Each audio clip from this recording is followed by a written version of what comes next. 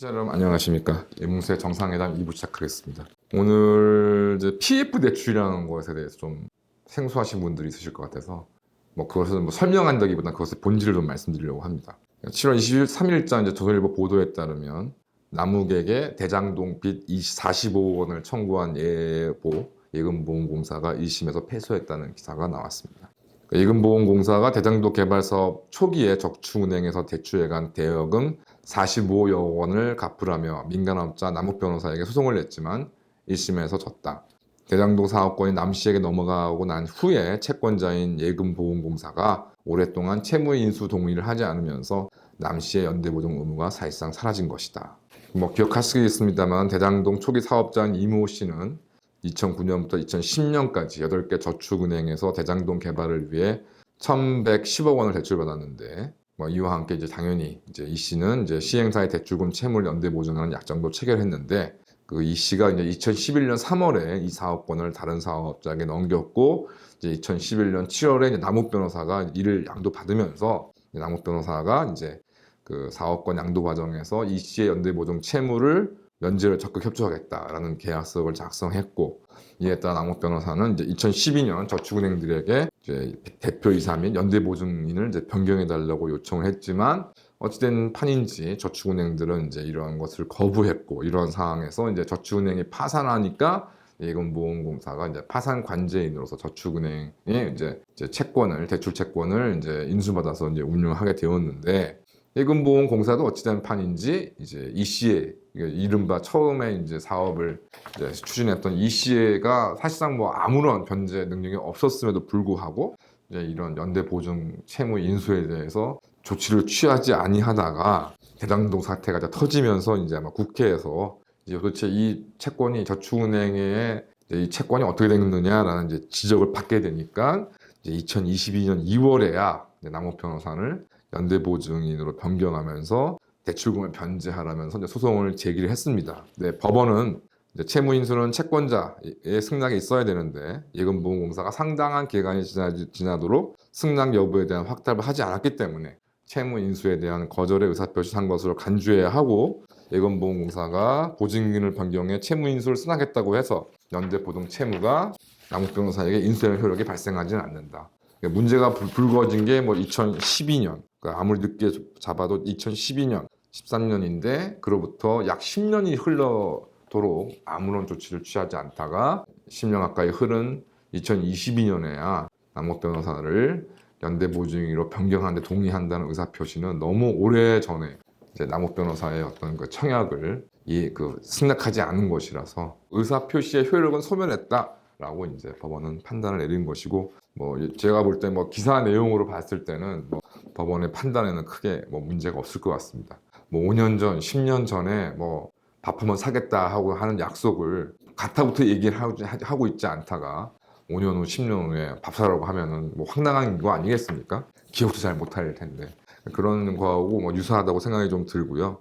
그리고 이 사안에서 문제가 된 게 이른바 PF 대출입니다. 프로젝트 파이낸싱 대출이라는 것인데, 저축은행이 기본적으로 이 씨가 벌써 빈털터리가 되었을 걸로 법적으로는 뒤에 숨겨진 재산이 있을는지 모르겠지만 그런 상황에서 이 사업권을 양도를 했을 텐데, 거기에 저축은행들 자체가 채무인수에 동의하지 않은 이유도 석연치 않고, 결과적으로 저축은행의 대출 채권만 완전히 소멸되게 되었는데요. 당연히 예금보험공사도 이런 부분들을 확인을 한 후에 남욱 변호사 등과 협의를 통해서 진작에 이런 채무자에 대한 조치를 취했어야 되는데 그런 것도 취하지 않다가 이런 결과가 판결이 나오게 됐고요. 그다음에 7월 19일 날 있었던 판결이 또 7월 23일 일요일에 또 보도가 된다는 것도 참 수상하고 석연치 않습니다. 대장동과 관련된 일들은 하여튼 하나 분명하지 않고 석연치 않습니다.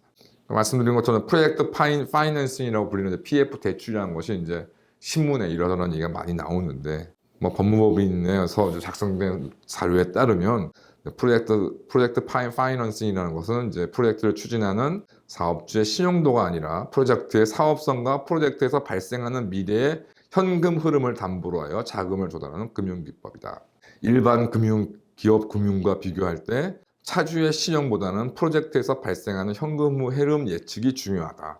외국의 PF는 지주에 대한 상환 청구권이 없거나 제한되는 것이 특징인데 우리나라는 시공사의 채무 인수 등으로 사실상 보증이 부과되고 대출 채권을 유동화하기 위해 다양한 금융 기법이 등장하고 ABS 자산 유동화 증권, ABCP 자산 유동화 기업 어음 이런 얘기들이 쭉 나와 있습니다. 복잡하게 얘기하고 있는데 결론적으로 프로젝트 파이낸싱이라는 것은 돈을 빌리는 사람의 신용도 아니고 돈을 빌리는 사람이 갖고 있는 재산, 즉 담보에 대한 평가도 아니고 돈을 빌리는 사람이 추진하는 사업에 대한 평가를 진행해서 대출을 해준다. 그래서 사업권을 대출하는 경우고, 이제 물론 당연히 담보가 있다 그러면 담보 대출로 진행을 하겠죠. 그런데 아시는 것처럼 어느 정도 사업 시행자가 이제 어떤 건설 사업을 할 때 시행자가 필요한 자금은 이미 다 저금리의 1금융권에서 담보 대출 다 조달을 합니다.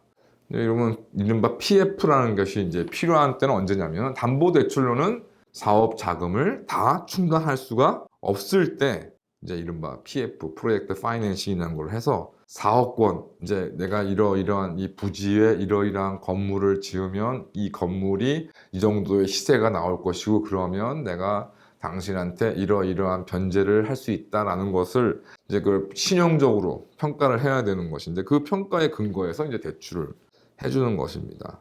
사업 부지 획득을 하고 이제 사업을 다 실행해서 얻을 수 있는 사업자가 얻을 수 있는 그 가치 전체를 이제 평가를 한다는 것인데 사실상 이제 손에 쥐어지지 않는 무형의 가치에 대한 평가라고 해도 과언이 아닙니다. 그러다 보니 대출이 일어나서 제대로 사업이 시행되지 않을 경우 이제 대출 원금을 다 날릴 수밖에 없는 앞서 이제 저축은행이나 이런 경우처럼 되는 것이고 그러니까 특별한 대규모 사업이 아니면은 이제 신용은행 같은 1금융권은 거의 하지 않습니다. 왜냐면 담보대출이 아니니까. 담보대출도 꼼꼼하게 하는 1금융권에서 사업권을 평가로 해서 대출을 한다는 것은 있을 수가 없고 이제 특별한 대규모 구책 사업이라던가 국가가 보증한다거나 이런 경우 하면 당연히 시중은행들이 여기를 할 것 없고 당연히 그러다 보니 이른바 우리가 가깝게 볼 수 있는 특히 부동산 PF는 제2금융권 이하에서 집중적으로 발생하게 됩니다. 앞서 이제 저축은행 사태에서 본 것처럼 이미 2010년, 11년, 12년에 이른바 부동산 프로젝트 파이낸싱에 대한 워낙 큰 사고가 터졌기 때문에 제가 알기로는 증권회사라던가 이런 곳에서도 부동산 PF는 거의 하지 않는 것으로 알고 있고 그러면 이제 만만한 곳이 어디겠습니까? 새마을 금고나 이런 곳이 될 것이고 실제로 2008년 이제 금융위기 때 군인 공제나 이른바 공적 기금 또 눈먼 또 기금들 같은 경우는 이미 PF로 많은 피해를 본 적이 있습니다. 그런 것이 새마을 금고로 집중이 되었고 하여튼 표현은 고상하게 하지만 결과적으로 부동산 PF라는 것은 신용대출, 그러니까 담보 어떤 그 대출에 있어서 기준이라는 것이 명확하게 서지 않는 것이기 때문에 특히 우리나라에서는 외국에서는 뭐라고 되는지 모르겠죠. 특히 우리나라에서는 제가 본 이른바 PF는 사실상 신용대출이라고 해도 과언이 아니고요. 결국 사업이 조금이라도 흐트러지거나 부동산 시장 전체가 침체되면 사업성은 격감하게 되고 누구도 해결할 수 없는 상황이 벌어지게 됩니다. 그래서 대표가 매번 말씀하시지만 이제 이런 여러 가지로 누구도 하려고 하지 않는 이제 이 부동산 PF가 대부분 새마을 금고로 몰린 것으로 지금 알려져 있는데 과연 이래도 새마을 금고가 괜찮은 것인지 조금만 지켜보면 알 것 같습니다만은 현재 지금 부동산 시장이라는 것 등등이 이자율 상승과 함께 암울해지고 있는 상황에서 새마을 금고가 많은 부동산 PF를 실행했던 새마을 금고가 무사하게 지나갈 것이라고는 생각되지 않는 것이 합리적이라고 생각합니다. 이런 부분에 대해서 하여튼 여러 부동산 전문가, 금융 전문가라는 사람들이 나와서 마치 PF가 대단한 무슨 선진적인 금융 기법인 것처럼 주장하지만 현실적으로 우리나라에서는 일종의 신용 대출이다, 정실 대출이다 이런 것들로 많이 좀 점철되어 왔고 많은 피해들이 양산되어 왔습니다. 이런 점에 대해서 다시 한번 좀 생각해 보셨으면 하고 결과적으로 이런 돈이 되는 일에 왜 시중은행과 공식적인 큰 금융기관들이 나서지 않겠습니까? 그래서 워낙 위험성이 원래 높은 상황이고 새마을 금고와 같은 정도의 금융기관이 이런 위험성에 대한 엄격하고 진지한 심사를 했을 리도 만무하다. 그래서 사고가 터지는 것이 오히려 당연하다라고 생각이 좀 많이 듭니다. 감사합니다.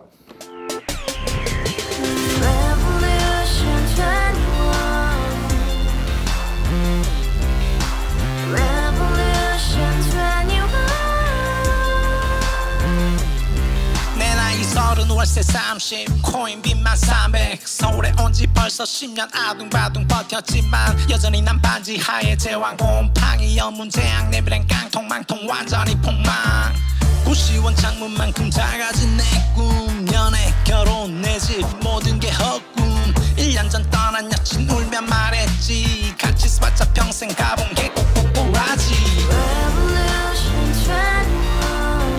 가바후스 700 나도 소유주 가바후스 700 나의 소주 택시기사 우라부지 마트 캐셔 울어무니 우리 집안 다 털어봤자 후줄 그래 개선민 내 미래 거기서 팍 끝난 거지 팍더 이상 노력 따윈 괴물이 스펙 찾아서 말리 비오는 날 알바 잘려 맨날 학원 날 개쳐 발려 밤비 내리는 양화대교 홀로 걷고 있을 때 현수막에 아로 새겨진 평당 700짜리 아파트 다같이 소리 질러 혁명 21 가바후스 700 나도 소유주 가바후스 700 나의 소주 You and I, we live together in the house, brand new day, and your dream had just begun. yeah. Revolution 21, only open happiness. 너의 곁에 내가 영원히 yeah.